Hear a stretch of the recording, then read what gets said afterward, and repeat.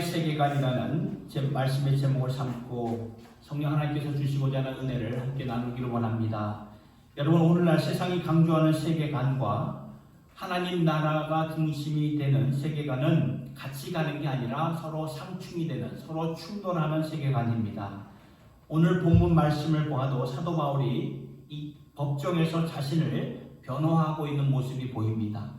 예루살렘에 이제 죽을 각오를 하고 돌아와서 그곳에서 복음을 전하다가 무리들이 선동이 되어가지고 바울을 죽이려고 하니까 그 지역을 책임 맡았던 로마 총독이, 그 베스도가 보았을 때에 사람을 함부로 죽일 수는 없거든요.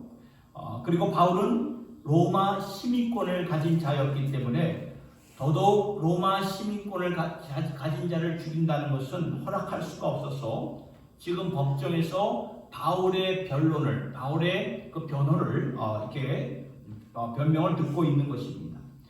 여기서 바울이 무슨 말을 전하였는가 보니까 자신이 지금까지 무슨 가르침을 사람들에게 전하였고 자신이 갖고 있었던 신념은 무엇이었고 신앙과는 무엇이었고 이것을 이렇게 조목조목 이렇게 말하였을 때 이 총독이었던 이 베스도가 소리를 쳤던 거죠. 바울아, 바울아, 너의 많은 학식이 너를 미치게 하였다. 너는 지금 미친 것이다. 미친 사람의 소리를 내는 거다. 베스도의 마음과 상식으로는 지금 바울이 말하는 것이 제정신을 갖고 말하는 말로 들리지가 않았던 거예요.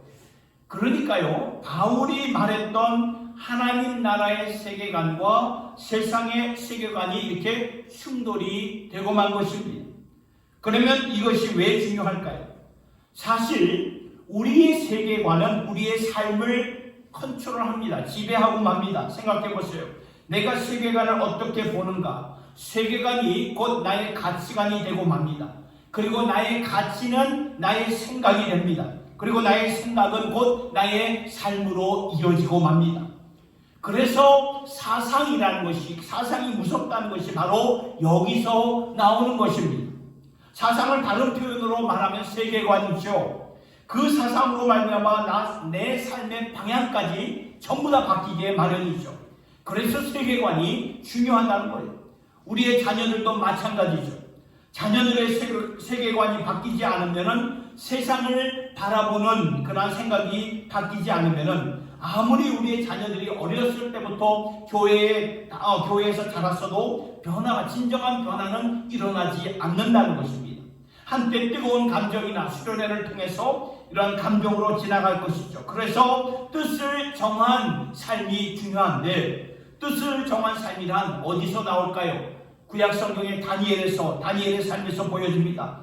다니엘 1장 8절을 보니까 다니엘이 뜻을 정하여 왕의 음식으로 자신의 몸을 더럽히지 않았다는 말씀이 나오고 있죠. 다니엘이 그러한 열악한 상황 가운데서 뜻을 정할 수 있었던 이유는 딱 한 가지였습니다. 그의 세계관이 변했기 때문이죠. 다니엘은 그 당시 망명된 포로중 가운데 한 사람이었는데 그래서 나라도 잃고 성전도 잃고 그 부모도 잃고 신앙생활도 제대로 자유롭게 할 수 없는 그러한 상황 가운데서 이렇게 뜻을 정하여 하나님 앞에 바로 설 수 있었던 이유는 딱 한 가지입니다. 그것은 그의 다니엘의 세계관이 하나님 나라의 중심으로 확고하게 서 있었기 때문이죠. 여러분, 이것은 오늘 우리에게도 마찬가지입니다. 우리의 믿음 생활이 진정한 믿음이 되기 위해서는 우리의 세계관이 하나님 중심으로 확고하면서 살아가야 된다는 것입니다. 예수님이 이 세상에 오셔서 모든 사람들, 모든 무리들을 사랑하셨지만 결국은 무리들을 부르시려고 오신 것이 아니라 제자들을 부르시려고 오신 것이라는 거죠.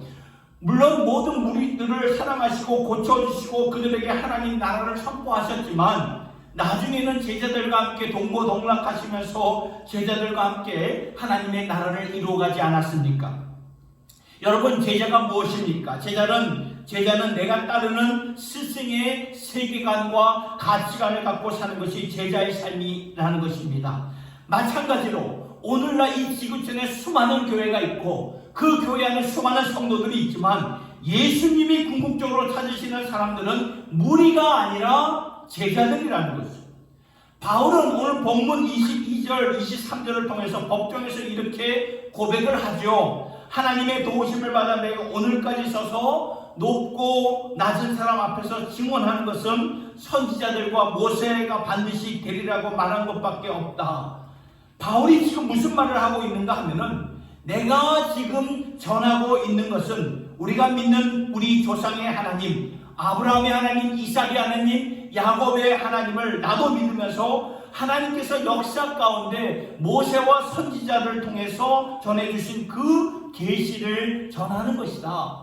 그 모세와 선지자라는 것은 구약 성경을 가리키는 것인데, 지금까지 모세와 선지자를 통해서 하나님께서 계시한 것을 전한 것이다. 여기서 중요한 것이 뭐냐면은, 하나님은 역사를 주관하시는 분이시기 때문에 하나님의 말씀이 갑자기 어느 날 나타난 것이 아니라 창세기의 말씀부터 선지자들을 통해 그 역사 가운데 계속해서 시대를 거듭해서 우리에게 말씀 가운데 하나님이 나타나신 것이라고 사도 바울은 이렇게 증거하고 있는 것이에요. 여러분, 오늘날 이단들이 많지요. 이단들은 바울의 이 말들을 전혀 인정하지 않아요. 인정하지 않고 갑자기 나타났다고 말을 주장합니다. 갑자기 자신이 갖고 있던 계시가 진짜라고 말하면서 자신이 메시아 역할을 한다고 주장하는데, 여러분, 이것은 하나님께서 역사 가운데 계시를 통해서 알려주셨던 것과는 완전히 상반된, 반대라는 개념을 아셔야 된다는 것입니다. 우리 하나님은 그렇게 역사하시는 분이 아니에요. 역사를 주관하신 우리 하나님이 되십니다.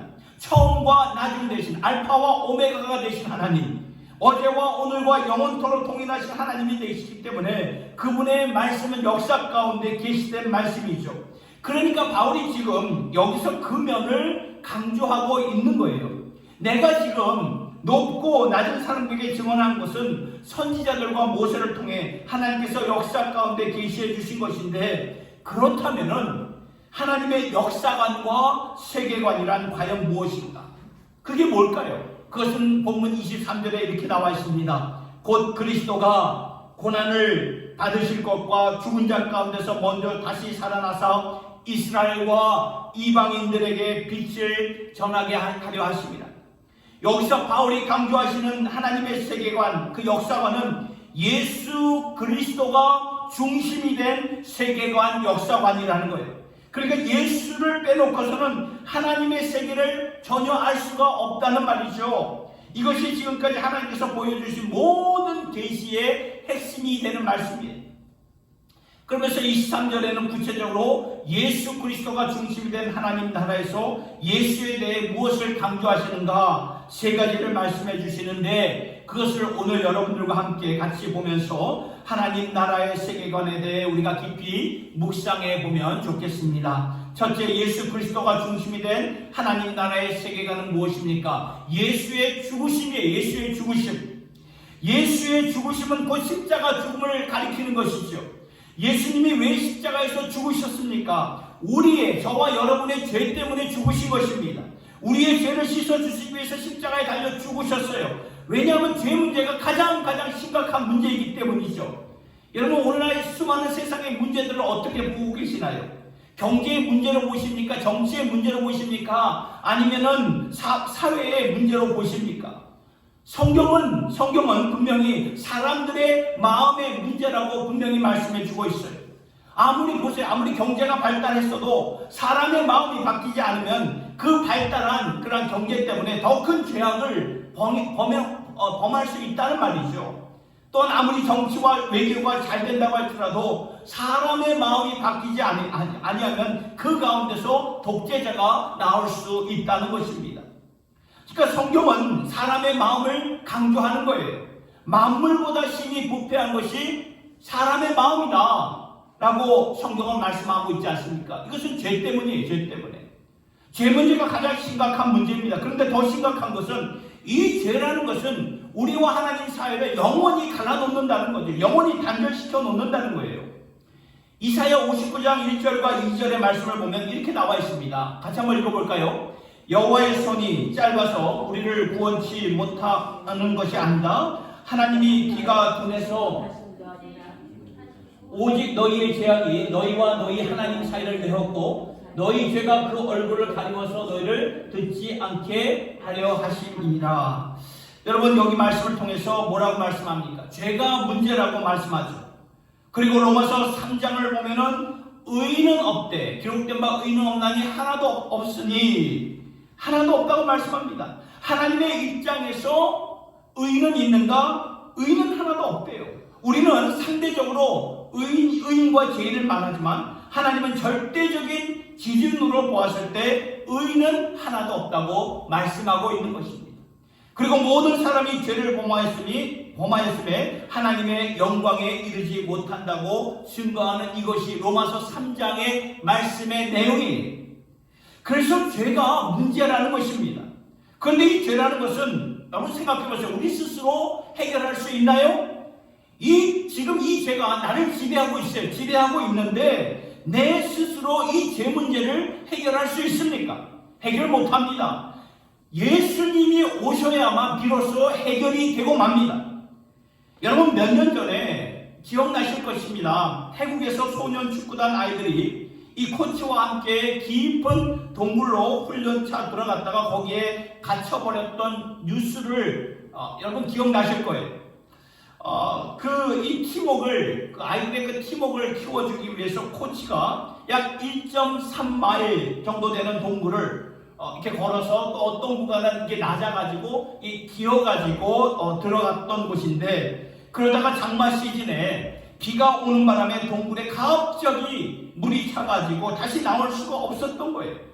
그리고 태국의 장마 시즌은 수개월 이상 되는 그러한 기간이기 때문에 어느 누가 밖에서 구조하러 오지 않으면은 거기서 수개월 동안 갇혀 있을 수밖에 없는 거죠. 근데 더 큰 문제는 아무도 그들이 어디에 갔는지 모른다는 그런 사실이었던 거예요. 동굴 안에서 핸드폰이 터집니까? 아니지요. 전혀 안 터지니까 여러분 행방불명이 돼버린 거예요. 여러분, 얼마나 그들의 마음, 아이들의 소년 아이들의 마음과 코치의 마음이 얼마나 이 죽음의 공포가 완전히 패닉 상태가 되었을까요? 어딘지도 모르고 그 캄캄한 동굴에서 먹을 것도 없고 이러한 상황 가운데 살 수 있는 유일한 방법이 무엇일까요? 누군가가 포기하지 않고 찾아와야 살게 된다는 것입니다. 그래서 이 소식이 알려지자마자 세계적으로 동굴 경험이 풍부한 구조대원들이 모여가지고 극적으로 그 12명의 아이들과 코치를 살려냈던 그 기사 우리는 기억할 것입니다. 영적으로도 마찬가지 아닙니까? 우리가 죄악 속에 살고 있는데 죄악 속에 1.3마일만 들어갔을까요? 아니에요. 우리는 잴 수 없는 깊은 수렁에 빠져있는 우리에게 무슨 소망이 있겠습니까? SOS를 친다고 할지라도 그 깊은 수렁에서 나올 수 있을까요? 불가능하다. 이것은 하나님만이 하실 수 있는 거예요. 그런데 하나님께서 우리의 죄를 씻어주시기 위해서 누구를 보내주셨습니까? 당신의 아들 예수 그리스도를 보내주셨어. 당신의 아들을 보내주셔서 십자가에 달려 희생제물로 죽으셨어요. 그분의 죽으심과 피 흘림으로 말미암아 우리의 죄를 담당해 주셨습니다. 그리하여서 로마서 8장 2절 우리가 다 외우는 말씀이죠. 그러므로 누구든지 그리스도 예수 안에 있는 자들에게는 결코 정죄함이 없다. 베드로서 3장 18절의 말씀, 예수 그리스도가 단번에 우리를 위하여 죽으사 의인으로서는 불의한 우리를 대신하여 죽으셨으니 이는 우리를 하나님 앞으로 인도하려 하십니다. 보셨나요? 예수의 죽으심이 바로 이렇다는 거예요. 그렇다면 죄인된 우리 입장에서 예수님의 십자가 사역이 아니었다면 영적으로 우리의 존재 자체는 아무런 의미가 없다는 말이죠. 사도 바울의 경우를 한번 보세요. 그는 종교인이었습니다. 얼마나 종교적으로 열심히 있었는가 하면은 그는 율법사였죠. 하나님의 율법을 공부하고 강조하면서 율법대로 살려고 얼마나 자신의 몸을 쳐서 이렇게 살았는지 모릅니다. 그런데 오늘 율법의 기준, 양심의 기준으로 자신을 보니까 그 율법이 자신을 계속 정죄하는 것이, 내가 아무리 노력을 해도 하나님이 찾고 계시는 절대적인 기준에는 내가 다가갈 수가 없구나. 그것을 깨닫고 절망한 나머지 그는 이렇게 로마서 7장 24절을 통해서 이렇게 한탄을 합니다. 그 말씀이 오라 나는 공부한 사람이로다. 누가 이 사망의 몸에서 나를 이끌어내냐. 해결책이 전혀 안 보인다는 말이죠. 그러한 인간의 한계에 다다랐을 때 그때 하나님께서 역사하시는 거죠. 역사하시면서 예수 그리스도로 말미암아 의인은 믿음으로 말미암아 살리라. 예수를 믿는 자마다 그분의 의가 나에게 적용이 되어서 이제 내가 의인이 되어서 살 수 있다는 이것을 사도 바울이 깨달았던 거죠. 그래서 바울이 고백하기를 갈라디아서 2장 20절에 그런지 이제는 내가 산 것이 아니요 오직 내 안에 누가 사신 것이라고요? 예수께서 사신 것이라. 지금까지는 내가 살 길이 없었는데 그 살 길을 하나님께서 당신의 아들 예수 그리스도의 죽으심을 통해 나에게 살 길을 주셨다면 내가 산다는 것 자체가 나의 모든 세계관과 인생관은 예수 그리스도밖에 없구나. 바울이 고백했던 거예요. 그래서 우리가 잘 아는 말씀, 이 말씀 갈라디아서 2장 20절의 말씀 우리 같이 한 목소리로 크게 외치도록 하겠습니다. 시작. 내가 그리스도와 함께 십자가에 못 박혔나니 그런즉 이제는 내가 사는 것이 아니요 오직 내 안에 그리스도께서 사신 것이라. 이제 내가 육체 가운데 사는 것은 나를 사랑하사 나를 위하여 자신을 버리신 하나님의 아들을 믿는 믿음 안에서 사는 것이라. 아멘입니까? 예수로 말미암아 내가 하나님 앞에서 하나님의 자녀로 의인으로 살 수 있기 때문에 내가 사는 것은 예수 그리스도다. 세계관이 바뀌는 거예요. 전에는 어떻게 살았습니까? 내 인생 내 마음대로 살았어요. 그러나 이제는 아니에요. 내가 사는 것은 오직 예수밖에 없다. 예수 그리스도다. 오늘 우리도 내가 예수를 믿어 구원받은 자라면 이제는 내가 사는 것이 아니라는 것을 마음판에 새기면서 사셔야 돼요. 이제 내 안에 그리스도께서 사시는 것임을 꼭 자각하며 살 수 있기를 예수님의 이름으로 축원합니다. 두 번째, 예수 그리스도의 중심이 된 하나님 나라의 세계관은 예수의 부활하심이에요. 예수님이 죽고 예수님이 다시 사셨고 이게 오늘 본문 23절의 말씀인데요. 여러분, 하나님의 나라는 예수의 부활하심이 없으면 세워질 수가 없어요. 왜냐하면 하나님의 나라는 죽은 자의 나라가 아니라 산 자의 나라이기 때문이죠. 그래서 시편, 구약성경 시편 118편 17절의 말씀을 보니까 내가 죽지 않고 살아서 여호와께서 하시는 일을 선포하리라 말씀하고 있어요. 산 자의 나라, 하나님의 나라죠. 그래서 예수의 부활 사건은 우리의 믿음과 복음의 그 코너스톤, 머릿돌과 같은 거예요. 이게 빠지면 다 빠지는 것입니다. 그래서 고린도 전서 15장 14절의 말씀을 잘 보세요. 만일 그리스도께서 예수께서 다시 살지 못하셨다면 우리가 전하는 것이 헛것이요 너희가 믿는 것도 헛것이다. 다 헛것이다. 예수의 부활 사건이 없으면 다 헛것이다 말씀하는 거예요. 이것이 빠지면 아무것도 남는 것이 없다. 하나님의 모든 계시가 예수의 죽으심과 함께 예수가 다시 사심을 계속 강조하셨기 때문에 시편 16편을 보더라도 이렇게 나와 있죠. 나로 하여금 당신의 종으로 하여금 무덤에서 썩지 아니하리라. 여러분, 이것이 과연 누구를 가리키는 것입니까? 시편은 이 구약의 말씀인데 누구를 가리키는 것일까요? 예수 그리스도를 가리키는 거예요.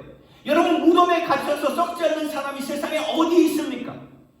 이 시편 16편은 다윗이 쓴 시편인데 이것은 다윗 자신을 가리킨 것이 아니라 다윗의 후손 중에 언젠가 오실 예수 그리스도를 가리키면서 썼던 것입니다. 그래서 구약의 모든 말씀이 예수와 연결이 되어 있는 거예요. 그래서 욥기의 말씀에도 나의 구원자는 살아계신 분, 나를 대언해 주실 분은 살아계신 분이니 하나님의 나라는 산자의 나라니라. 그러니까 예수의 부활 사건이 사실이 아니라면 다 무너지는 거예요. 다 무너져요. 그런데 예수의 부활이 사실이라면 그분은 우리의 주가 되신다는 거예요. 주가 되세요. 우리가 알듯이 역사에, 오늘날 이 세계 역사의 종교의 리더자들, 공자나 석가나 모하메드 다 나름대로 훌륭한 분들이지만 그런데 그들을 가르쳐서 나의 주라고 말하나요? 아니에요. 말하지 않습니다. 왜냐하면 그들도 다 죽었기 때문에. 그런데 우리가 믿는 예수는 다시 사셨어요. 여러분, 신약 성경이 27권으로 되어 있습니다. 27권 중에 야고보서가 나오는데요. 이 야고보서를 쓴 야고보가 있는데 여기서 저자인 야고보는 예수님의 12 제자 중에 한 사람이었던 야고보가 아니라 예수님의 친동생이었던 야고보를 말하는 거예요. 그러니까 예수님의 경우에 성령으로 잉태하사 동정녀 마리아에게 나셨지만 그 후에 마리아가 남편 요셉을 통해 낳았던 자식들이 더 있었죠. 그러니까 그들은 이제 예수님과 함께 한 지붕 밑에서 같이 자란 예수님의 동생들입니다. 그런데 이 동생들이 처음에는 예수님을 믿지 않았어요. 그렇죠. 어떻게 믿을 수가 있어요? 예수님이 하나님이다 어떻게 믿겠습니까? 믿는다는 것이 얼마나 그 동생들의 입장에서 불편했을까요? 같이 자랐는데, 같이 놀고 먹고 자고 그랬는데 그분을 나의 주다, 이분이 나의 주님이다 라고 믿는 것이 얼마나 불편했을까요? 그래서 복음서를 보면 예수님의 형제들 식구들이 와서 예수님을 이렇게 핀잔을 주고 조롱을 하는 모습이 나와요. 그런 가운데 이 동생이었던 야고보가 나중에 예수를 진정 믿게 되죠. 그리고 야고보가 자신의 편지를 썼을 때 이것이 나중에 야고보서라는 성경이 되었는데, 야고보서 1장 1절에 이렇게 나와 있죠. 예수를 가리켜서 우리 주 예수 그리스도라 라고 그분을 가리켰어요. 우리 주 예수 그리스도, 여기서 사용된 주, 우리 하나님과 주라는 단어는 하나님을 가리킬 때 사용된 단어입니다. 야고보가 믿을 수 없었던 그분을 가리켜서 지금 하나님이라, 그분은 하나님이시다라고 선포를 했어요. 왜 그랬을까요? 야고보가 부활하신 주님을 만났기 때문에 그래요. 그분을 고린도전서 15장의 말씀을 보면은 예수님께서 부활하셔서 제일 먼저 막달라 마리아에게 자신의 몸을 보이셨고, 그리고 제자들과 여인들에게 보이셨고, 그 다음에 동생 야고보에게 보이셨죠. 여러분, 예수님이 동생 야고보를 찾아가서 그 신체적으로 자신의 부활한 몸을 보이셨을 때 그 앞에서 무릎을 꿇지 않을 사람 어디에 있겠습니까?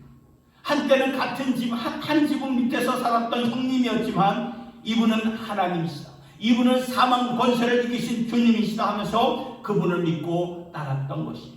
또한 예수님의 12 제자들 가운데 가장 의심이 많았던 도마도 부활하신 예수님이 직접 찾아오셔서 당신의 그 몸을 직접 보이셨을 때 도마가 고백한 내용이 우리가 잘 아는 말씀, 요한복음 20장 27절에서 28절의 말씀 같이 한번 읽어보겠습니다. 시작. 도마에게 이르시되 내 손가락을 이리 내밀어 내 손을 보고 내 손을 내밀어 내 옆구리에 넣어보라. 그리하여 믿음 없는 자가 되지 말고 믿는 자가 되라. 도마가 대답하여 이르되 나의 주님이시요 나의 하나님이시니라.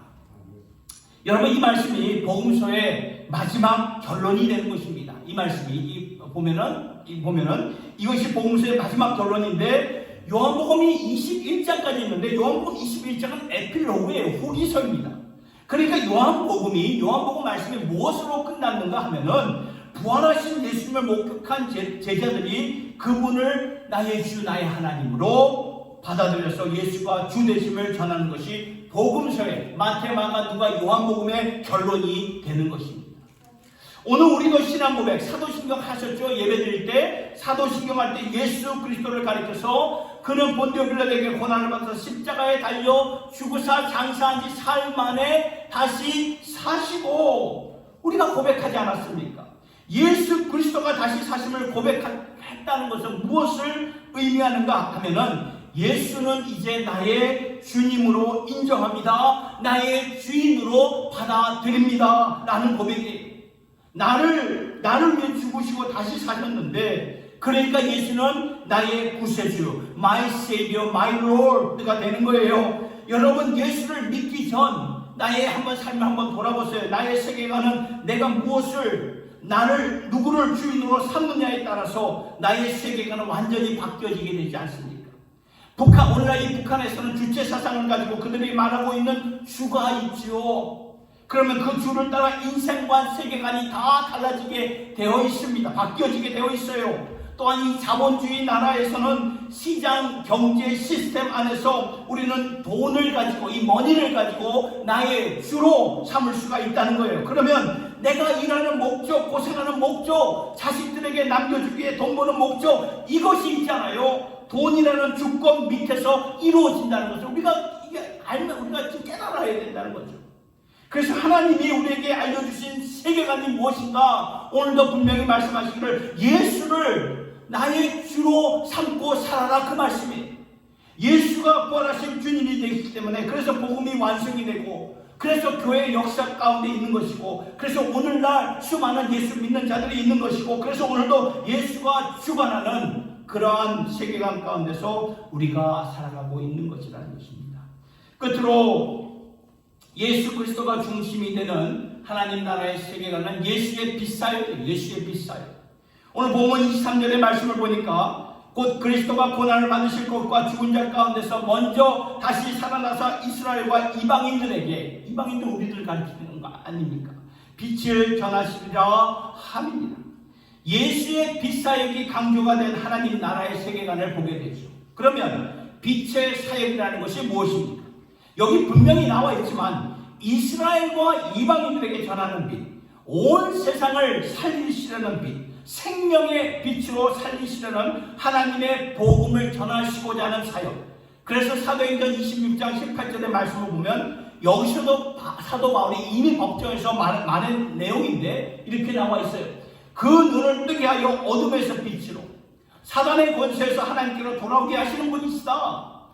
어둠에서 빛이라는 것은 사단의 마귀의 권세에서 하나님께로 예수님께서 다시 사셔서 바로 이 일을 하신다 말씀하시는 거예요. 그러니까 예수님 부활하셔서 다시 사신 주님으로 그분의 살아있는 복음이 예루살렘부터 온 유대와 사마리아와 땅끝까지 이르러 하나님의 나라가 이루어진다는 말씀이죠. 이 말씀이 오늘 저와 여러분의 사명감과 우리의 그 세계관으로 인식하면서 살아가야 된다는 것입니다. 성경을 보면 우리를 하나님의 동력자라고 말씀하죠. 우리는 하나님의 동력자. 그래서 이사야 60장 1절에서 3절의 말씀을 보니까 일어나라 빛을 발하라 이는 네 빛이 이르렀고 여호와의 영광이 네 위에 임하였습니다. 보라 어둠이 땅을 덮을 것이며 캄캄함이 만민을 가려리와 오직 여호와께서 내 위에 임하실 것이며 그의 영광이 내 위에 나타나리니 나라는 내 빛으로 왕들은 내 광명으로 나오리라. 온 세상이 어둠에 파묻혀 있지만 주의 영광이 내게 임한다. 주의 빛이 내게 임했다. 복음으로 임했다. 말씀으로 임했다. 구원으로 임했다. 십자가로 임했다. 그러면 그 빛을 가지고 주의 온 세상의 빛이라 그러면 나라들은 빛으로 왕들은 광명으로 나온다. 그러니까 주님께서 이 빛의 사역을 우리를 통해서 이제 일하시겠다 그 말씀입니다. 이것이 하나님의 세계관이라면 그러면 저와 여러분들의 삶과 또 삶의 방향의 목적을 여기서 우리가 찾아야 된다는 거예요. 다른 데서 찾을 이유가 없어요.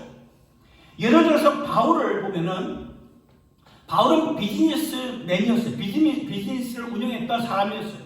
천막, 텐트 메이커, 천막을 만드는 자였죠. 그런데 그 비즈니스를 통해서 바울이 하고자 했던 목표는 돈을 버는 것이 목적이 아니라 주님의 그 빛 사역을 하는데 목적을 두고 사역을 했던 거예요. 이렇게 자금을 모아가지고 복음을 전하고 교회를 세우고 하나님 나라를 확장하는 일이었던 거죠. 그러니까 그의 세계관에 따라 내 비즈니스 영역에서, 교육의 영역에서, 가정의 영역에서, 학교의 영역에서 우리의 목표가 완전히 달라질 수밖에 없죠.